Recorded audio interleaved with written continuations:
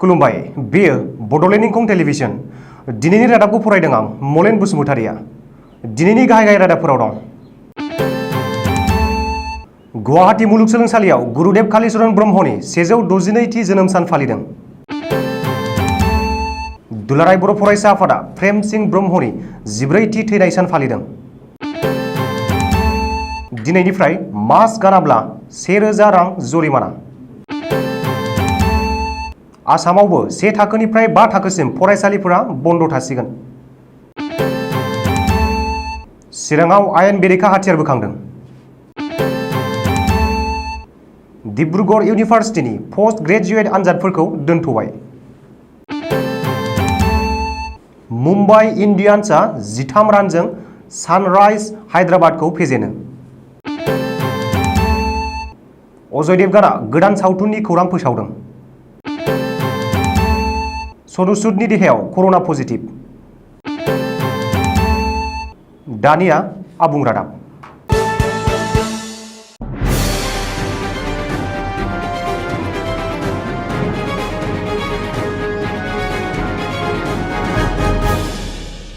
दिनै गुरुदेव कालीचरण ब्रह्मनि 162थि जोनोम सानखौ गुवाहाटी मुलुगसोलोंसालिनि PD हलाव थामहिनबा फनिन्द्र दत्त हलाव गुरुदेव कालीचरण ब्रह्म ट्रास्ट एबसु लोगोसे गुवाहाटी मुलुगसोलोंसालि इउनिट एबसुजों जयै खुंफुंदों।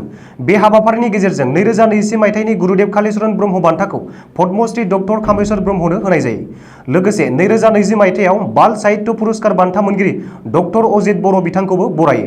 बे हाबाफारियाव गाहाय आलासि महरै बाहागो लायो BTCनि गाहाय प्रमद बर'।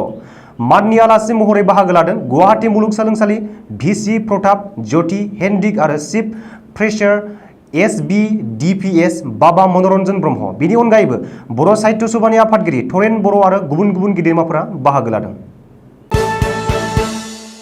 दिनै दुलाराय बर' फरायसा आफादनि बारग' गाहाय नेहाथारि उदांस्रिनि आलारि प्रेम सिंह ब्रह्मनि 14थि थैनाय सान। सिगां बोसोरनि बादिनो उदांस्रिनि आलारि प्रेम सिंह ब्रह्मनि 14थि थैनाय सानखौ चिरां जिल्लानि धालिगावआव देग्लायबो थिलेबलेबै फालिनाय जादों। बबेखानि प्रेम सिंह ब्रह्मनि 14थि थैनाय सान फालिनाय हाबाफारियाव दिनै मिरु दुलाराय बर' फरायसा आफादनि गाहाय नेहाथारि खनिन्द्र बसुमतारिया बिबार बावहैनायजों लोगोसे गेवलां मेलाव बाहागो लायो। बे हाबाफारियावनो मिरु एबसुनि गोबांसा बारग' दैदेनगिरिफोरजों लोगोसे ओनसोलनि गोबां मेलेमजिबि आरो रायजोफोरा बाहागो लानायजों हाबाफारिया जाफुंसारो। दानिफ्राय मास्क गानालासे रावबो बाहेराव दा ओंखारलां नङाब्ला लोगोआव 1000 रां लानानै ओंखार। मानोना दिनैनिफ्राय मास्क गानालासे सुबुं थुबुर जानाय जायगायाव थाङोब्ला 1000 रां जरिमाना होनांगोन। मख'नो गोनांदि कर'ना भाइरासनि गिख्रंथावै फिन गाग्लोबनायखौ नोजोर होनानै आसामनि सावस्रि आरो नखर अनसाय बिफाना कभिडनि गोदान SOP फोसावदों। आसामनि सावस्रि बिफाना फोसावनाय SOP बादियै दिनैनिफ्राय आसामाव मास्क गाननाया गोनांथार। मास्क गानालासेनो सुबुं थुबुर जानाय जायगायाव थाङोब्ला 1000 रां जरिमाना होनांगोन। बेजों लोगोसेनो सुबुं जानथायखौ बयबो मानिनानै सोलिनांगोन। मख'नो गोनांदि गोदानै फोसावनाय SOP आरो कर'नानि प्रट'कलखौ मानियैफोरनि सायाव गोख्रों आयेनारि राहा लागोन होननानैबो फोसावदों सावस्रि बिफाना। ओरैहाय कर'नानि सायाव रेल मन्त्रालयाबो गोदान SOP फोसावदों। रेल मन्त्रालया फोसावनाय SOP बादियै मास्क गानालासे रेल स्टेशनाव रावबो थांनो मोना। जुदि रेल स्टेशनाव मास्क गानलाङा 500 रां जरिमाना होनांगोन।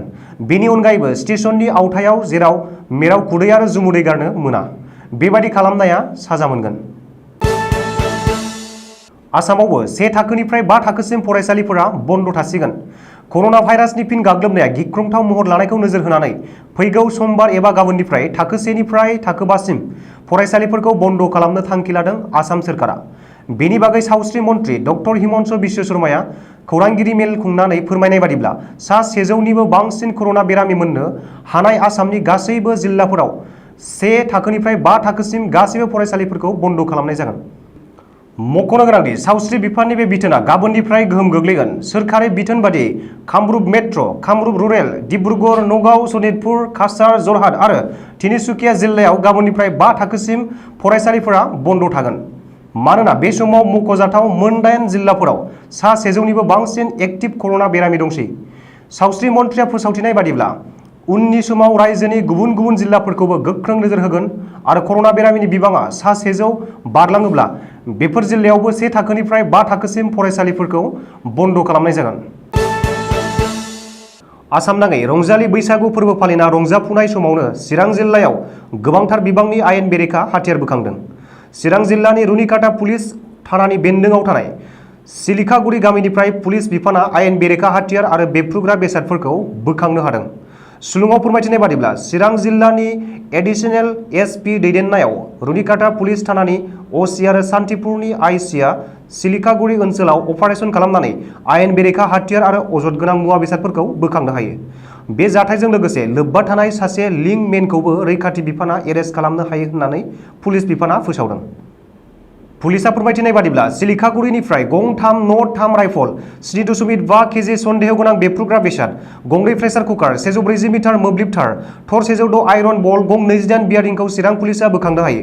ओरैहाय गुबुन मोनसे अपारेशनाव थरनै 15 भल्ट बेटारि, 90 मिटार फ्लेक्सिबल थर 51 आइरन बलफोरखौ बोखांनो हायो। मख'नो गोनांदि बोखांनो हानाय आयेन बेरेखा हाथियार आरो बेफ्रुग्रा बेसादफोरजों लोगोसे बड'लेण्डआव एनडिएफबिनि बारग' दैदेनगिरि बाथानि दैदेननायाव गोदानै जोनोम मोननाय उदखारि आफाद एनएलएफबिआ थोंजों लोब्बा दं होननानै पुलिस बिफाना खौरांगिरिनि मेलाव बुंथिदों।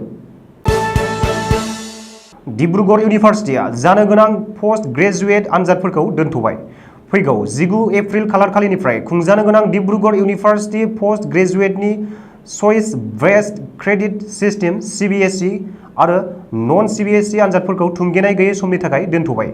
आथिखालनि कर'ना भाइरासनि अलखद आरो थासारिखौ नोजोर होनानै डिब्रुगड़ इउनिभार्सिटिनि पस्ट ग्रेजुएट आनजादफोरखौ थिखानाय गैयै समसिम दोनथ'नो थांखि लादों।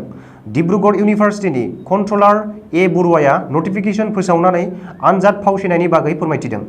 बबेखानि आनजाद खुंनायनि बागै उननि समाव फिन नटिस फोसावगोन होननानै फोरमायदों।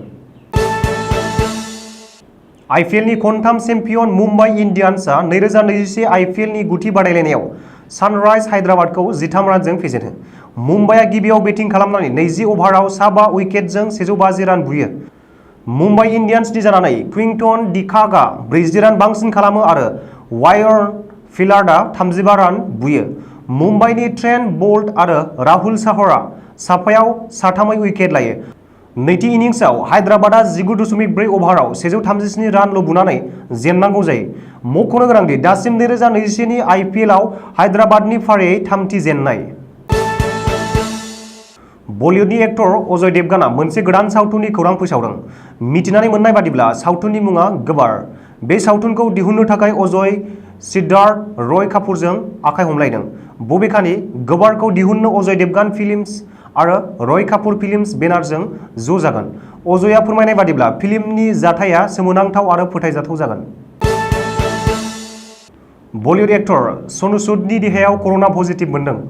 मिथिनानै मोननाय बादिब्ला सनु सूदआ कर'ना भाइरासनि टिका लानो थाखाय पान्जाबाव थांदोंमोन। बे समावनो बिथांनि देहायाव कर'ना पजिटिभ मोननो हायो। बेनि थाखाय बिथाङा दायै क्वारेन्टाइनआव दं। सनु सूदआ गावनि देहायाव कर'ना पजिटिभ टेस्ट जानाय खौरांखौ ससियेल मिडियायाव फोसावनायजों लोगोसे बयखौबो थाबैनो कर'नानि टिका लानो खावलायदों। लोगोसे खैफोदनि समाव गाव बयजोंबो दंफायो होनना समाय लादों। दिनैनि रादाबा एसेनोसै। गोजोन्थों।